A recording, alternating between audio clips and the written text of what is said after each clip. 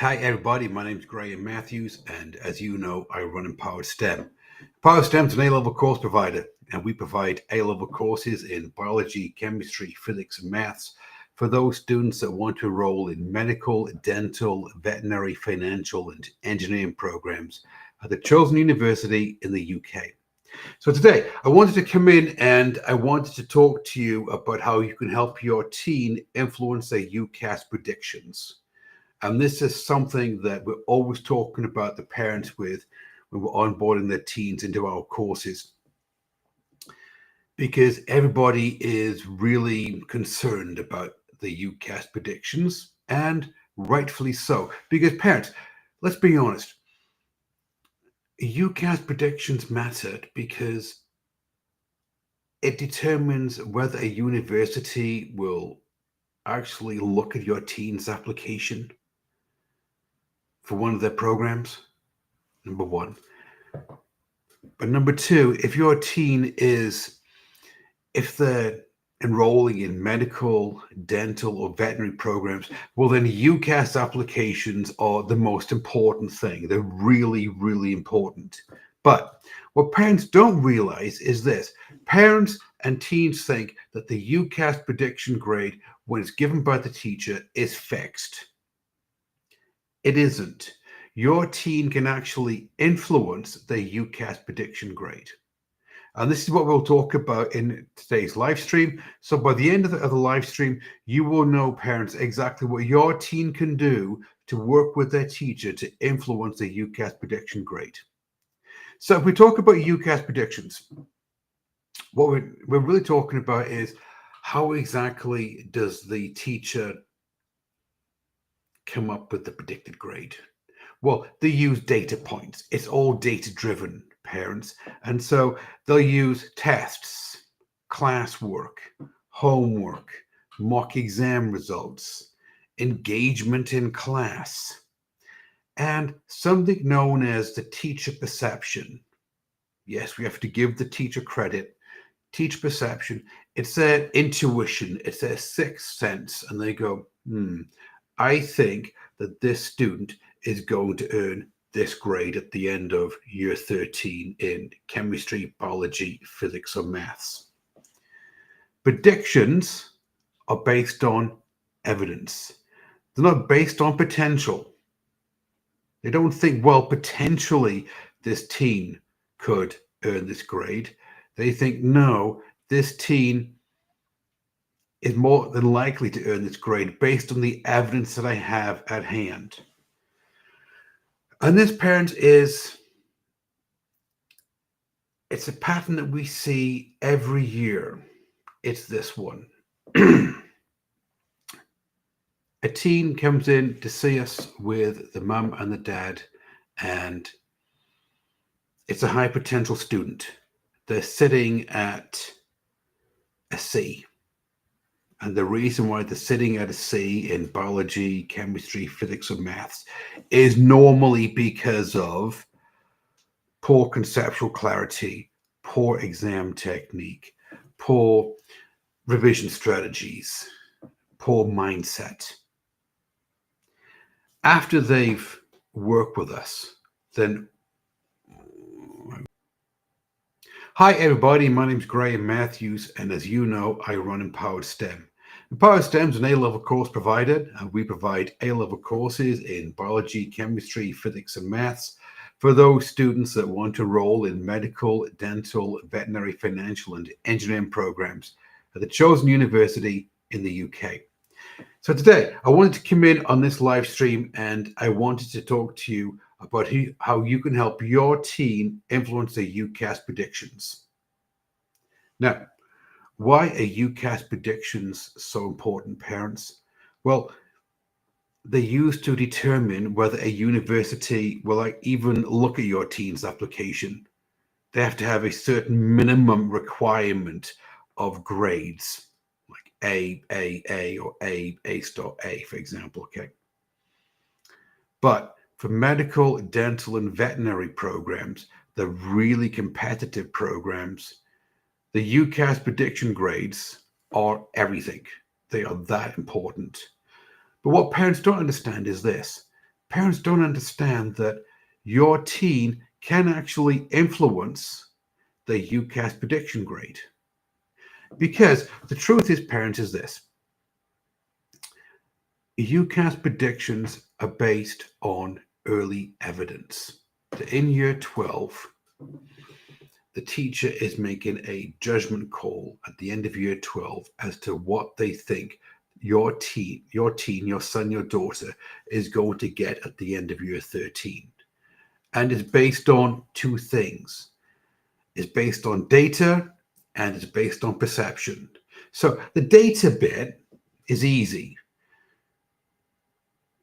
Your teen's teacher is looking at tests, homework, classwork, mock exams, engagement in the class, something which they can track. But the flip side of the coin is that they're also looking at the perception, how your teacher perceives your son, your daughter in the class. And it comes down to, it's this amalgamation of all the data, and they make a snap decision, a judgment call based on the data, based on their perception of your teen, based on how many years they've been teaching. They've probably done this more than once. They come up with a grade, a UCAS prediction grade at the end of year 12. Now, UCAS prediction grades are based on evidence. They're not based on potential. So your teen, your son, your daughter, they can't tell the teacher, well, I have the potential to get the A star in A-level biology or A-level chemistry. I've got the potential to do it. They need to show the evidence that they can do it. They need to put together a really good argument that, you know what, based on the evidence that you see, based on the perception that you have of me, I think that I warrant having an A star prediction for the UCAS. So let me tell you a story about Amelia. And this is a pattern that we see every year. Amelia, when she came to us, she was a year 12 student. She had a C/D. I talked to her mum, and her mum said, you know, problem is, Graham, my daughter's bright. She can do the work. The issue is that she's quiet. She's just one of those students that just blends into the background with all the other students in the class. So the teacher doesn't really see my daughter. They don't understand what she can do. And this is something, parents, that we see all the time at Empowered STEM. When the parent invests in one of our courses, when they invest in the teen's education, what we notice is that the teens coming in, the high potential teens, they're teens that we know really could get the A star at the end of year 13 or the A at the end of year 12 in chemistry, biology, physics, or maths. But they're normally sitting at a C or a D because of one of a few common reasons. Either it's they don't understand the course content, they don't have conceptual clarity, or they don't have good study skills, good revision strategies. They have poor exam technique, or they don't have the right mindset. These are things that we can fix because we can identify them.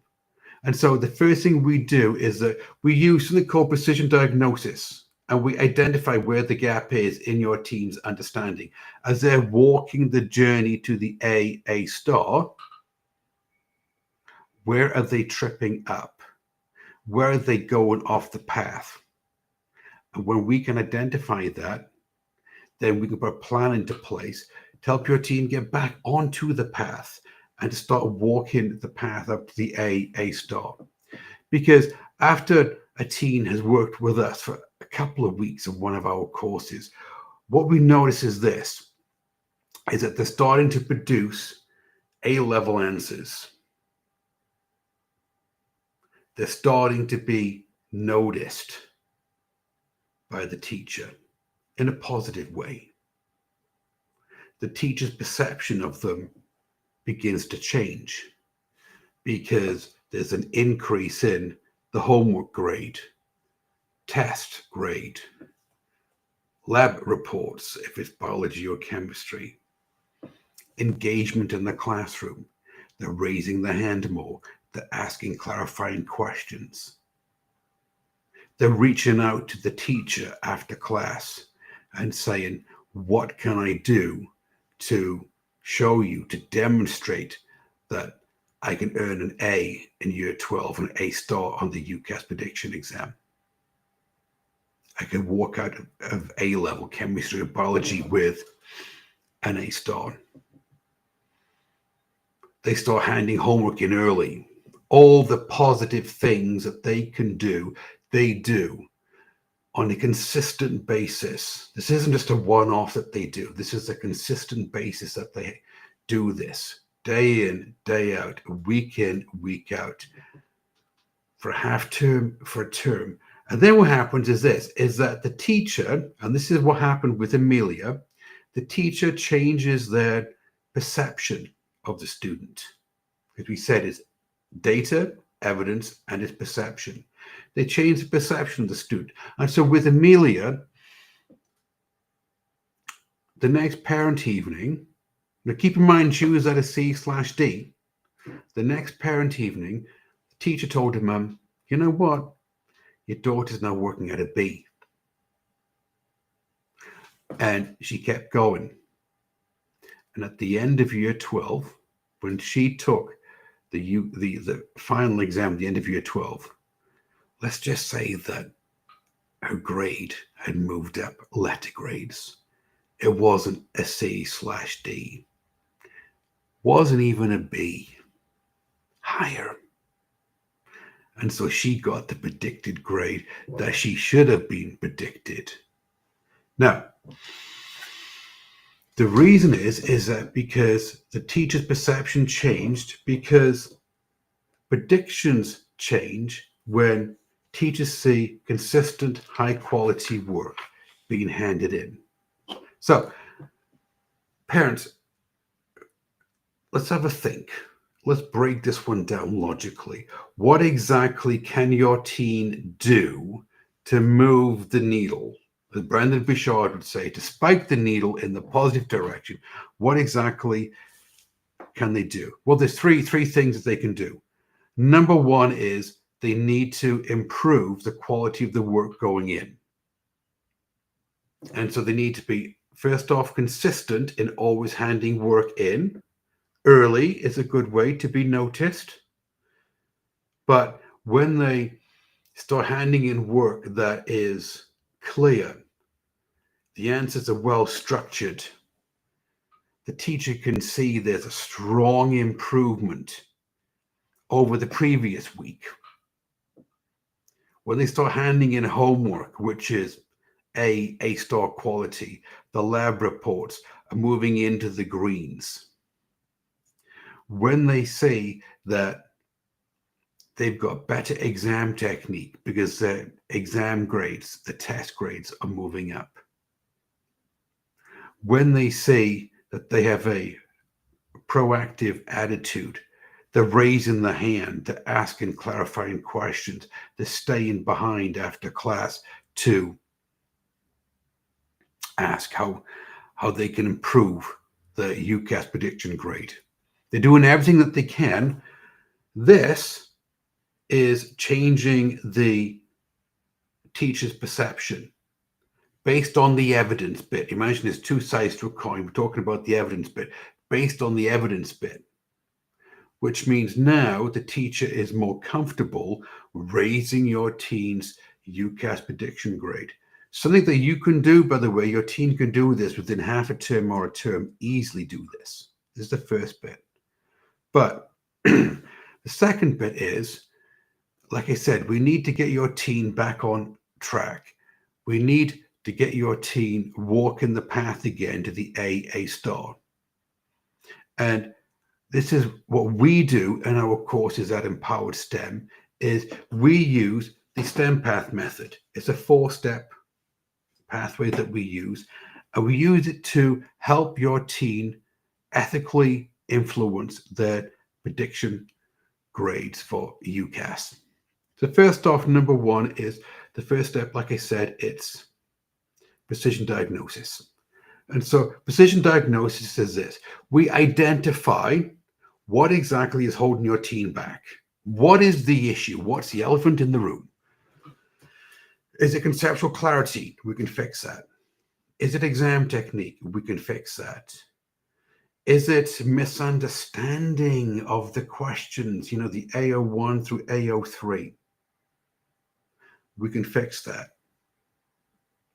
So first thing we do is that we identify where your teen is falling down. And then we pick them back up and say, right, this is what you need to work on because this is what's holding you back. The next step is conceptual clarity. Now, teachers can spot clarity a mile away in an answer. It's very easy to see if your teen knows what they're talking about. They know the concept inside and out, backwards and forwards, front and back, all the way around. And those that don't. So first off, it's the understanding of the concept of the topic. But also it's the way that they structure the answers.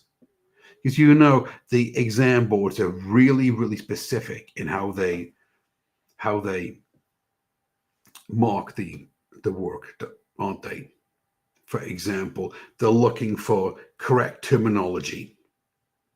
None of this, well, yeah, kind of got it right. No, correct terminology.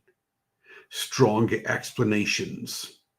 Maybe synoptic links from year 12, year 13, or multiple topics inside year 12. Few careless errors. Not putting down units. Not being careful of significant figures. And better reasoning skills. Those high yield, high level questions that's worth, say, 6 marks in chemistry or 5 marks in chemistry for the organic mechanisms. We then look at strategic revision. Because again, the volume of work, the volume of knowledge that your teen has, it gets more and more and more that they need to master and retain and be able to use, be able to apply as the course goes on. And so we teach them at Empowered STEM, we use the 6 principles of neuroscience. And so we teach them how to use active recall, how to use interleaving, how to use a Feynman technique, how to correctly use past paper cycles so that you're learning the content, not just memorizing mark schemes, how to think like the examiner. And so you can analyze your mistakes. You can put together a study schedule, a revision plan that works with the way that your teen learns. And you're willing to go into a weekly feedback loop, which means that you're always getting feedback. You treat feedback as data on how you can improve and keep walking the path to the A in year 12 and the A star in year 13. And the fourth one is medical mindset. We teach your teen how to have confidence under pressure. We teach your teen to be emotionless when they're getting feedback from the data. They don't look at a test result and say, oh, I aced this test result or I failed this test. This is the data coming back in.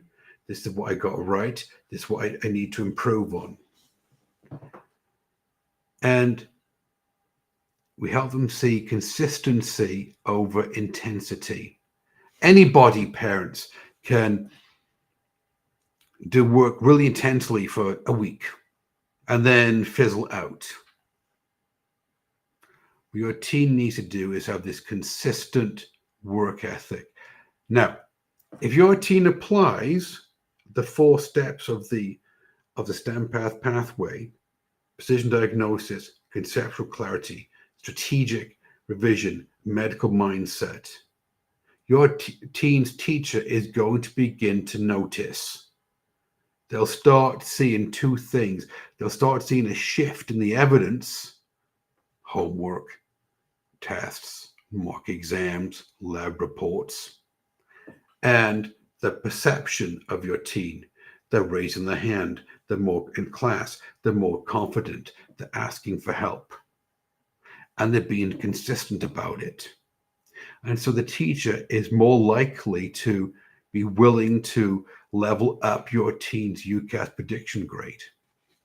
Now, the third thing then is this.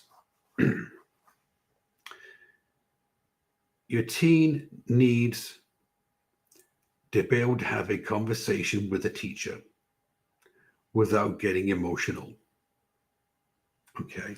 And so this is the teacher conversation framework that we teach inside Empower STEM, is how to speak to a teacher professionally and help them see that you're serious about improving your grade. You're willing to put the time, effort, and attention in. So, 5 steps. First one is acknowledge the current level that you're on. The teen says to the teacher, yes, you know what? I admit that I'm working at a C/D level. I'm not going to argue the point. The evidence is right there. There's my homework. There's my tests. There's my mock exam. There's my lab report. I am working at this level. Then the second step is that they clarify the gap, what they think that the issue is. So they say to the teacher, you know, I think the issue is it's my exam technique. Because I understand what you're teaching me in class. I'm doing the homework. I'm revising. But when it comes to the exam, when it comes to applying it, I just like all the knowledge just seems to like drain out of my head. I can't think on the exam. It's my exam technique. It's the way they word the exam questions. I'm not blaming the exam, by the way. It's just this is what I think that the issue is. And ask for feedback. And the teacher will more than likely say, you know, I totally agree. I look at your homework. I look at your test results, and there's this gap. Your homework is A star, and on the tests you're pulling C's and D's. Right. I totally agree with you. Now, the next thing they need to do, third step, the next thing they need to do is they need to present a plan. Not, well, you know, teacher, what do you think I can do? More, you know, this is what I think that I should be doing. Give me some feedback if I'm writing this one. I've noticed that when I'm quote revising for the mock for your test, what I'm doing is I just download a load of past papers and I just walk around all day and I basically scribble down something on the paper and then I'm checking the mark scheme. Got to admit, I do sometimes do the question with the mark scheme open and go, yeah, I kind of would have got that. I think that's what the issue is. And so what I'm going to do for the next 3 weeks, I'm going to do 2 or 3 papers a week, and I'm going to do them under time conditions, and I'm not going to look at the mark scheme. I'm not going to memorize the mark scheme. I'm going to make sure that I understand it. And by the way, do you mind if I come in and if I have any questions, can you show me where I'm going wrong on the paper analysis? Teachers love this because what it shows is that your teen has autonomy over their learning and they're taking responsibility for their learning. They're not blaming the teacher, they're not blaming the school, they're not blaming the exam board. They're saying, yes, this is where I am, this is what I'm doing, it's not working, this is the plan that I've got for the next 3 weeks. The fourth step is this: ask for evidence. Have your teen ask the teacher, what exactly do I need to do to show you that I can be consistently working or moving towards an A prediction? Because if you had a C/D, and the teacher may say something like, between now and the end of the term, we have a test once every month. The next test, I want you to get a B. If you can give me 2 tests in a row where you're pulling a B and you maintain your homework and your classwork at the A star, then this to me would be evidence that you're moving consistently towards the level of a B. Because obviously, moving from a C to an A is a 2-letter grade jump. It's a bit much to do. But C to a B, totally achievable. And the fifth thing is this: follow through. Don't waste the teacher's time. Come up with this grandiose plan, this color-coded map and everything else, and then don't do anything. It's all, yes, great, I'll do this for a week. Okay, and then you go back to your old habits. Because if your teen does these 5 steps, what they'll do is that they build trust with the teacher. The teacher will say, you're actually doing this. I see the evidence moving up, the grades and the homework and the classwork, the lab reports, the tests, the mock exams, and I've got to admit, they've really gone through some kind of an internal transformation because they're consistently doing work. They're consistently putting forth the effort. And they're doing this week in and week out. You know what? I think they've turned over a new leaf.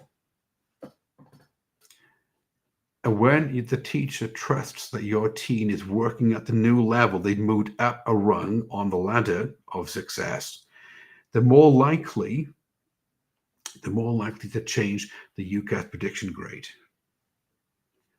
So parents, what exactly is the takeaway on this one for you? The parents the takeaway is this: is that predictions change when the approach changes. If your teen consistently does the same thing that they've done to get a C/D, and they blame the school, they blame the teacher, they blame the exam board, the teacher is not going to be inclined to move the UCAS prediction. They're not. But if your teen works proactively and they start to change the evidence and they start to change the teacher's perception of them, then they are more likely. Second point is this, is that prediction grades are not fixed. They're not. They're based on evidence, they're based on perception. You can actually change that. Now, when your teen starts to provide consistent evidence that they've got the A-star thinking, and they can perform at the A-star level, then the teacher is more likely to improve, to increase your teen's UCAS prediction grade. So parents, as always, what exactly can you do this week to help out your teen?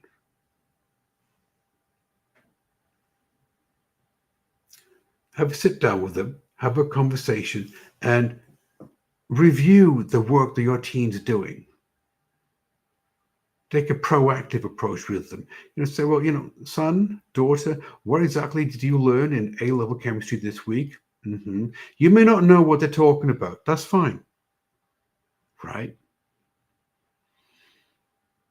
Well, can you show me your homework? Can you show me your classwork?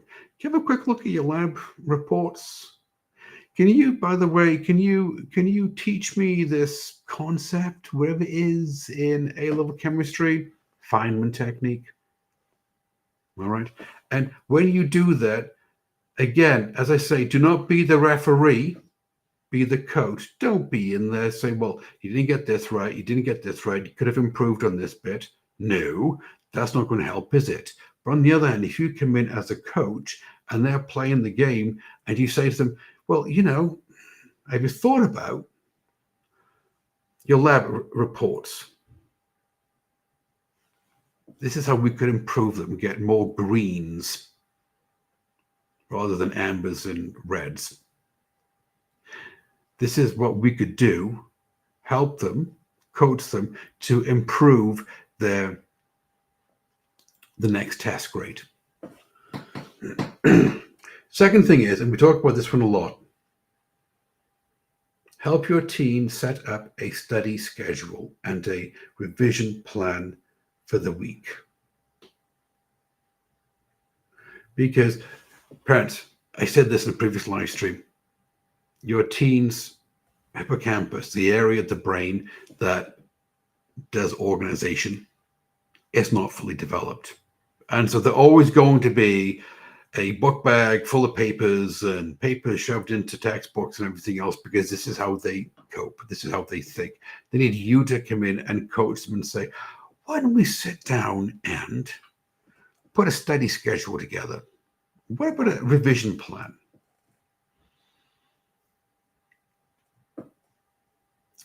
And most importantly, role play with them, and help them be able to talk to the teacher in a constructive way.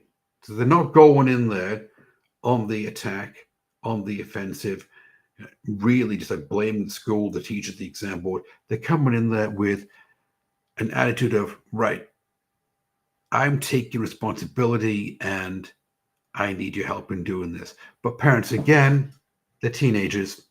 And so let's be honest, they probably need some help, don't they, in having a meaningful conversation with the teacher without antagonizing the teacher. If what I'm saying to you, parents, is making sense, this is what you may want to consider doing. If you're watching this live stream, but on Facebook, but on YouTube, and what I'm saying to you is making sense, well, then you got two options. If you're on Facebook, there's a link in the description below the video you can click on, and you can fill out a short form. And the same thing on YouTube. There's a link in the description, and you can click on it and you can fill out a short form. If you're on Facebook, you can like the business page, and you'll be given the announcement of the next live stream coming up. We do live streams every week.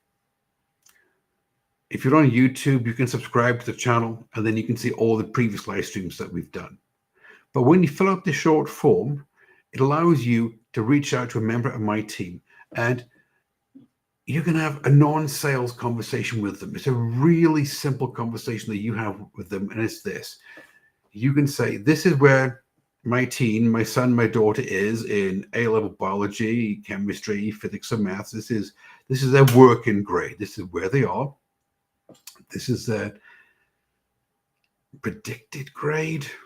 And to be honest, it's not what they need for the UCAS prediction in order to get into medical, dental, veterinary programs at the chosen university in the UK.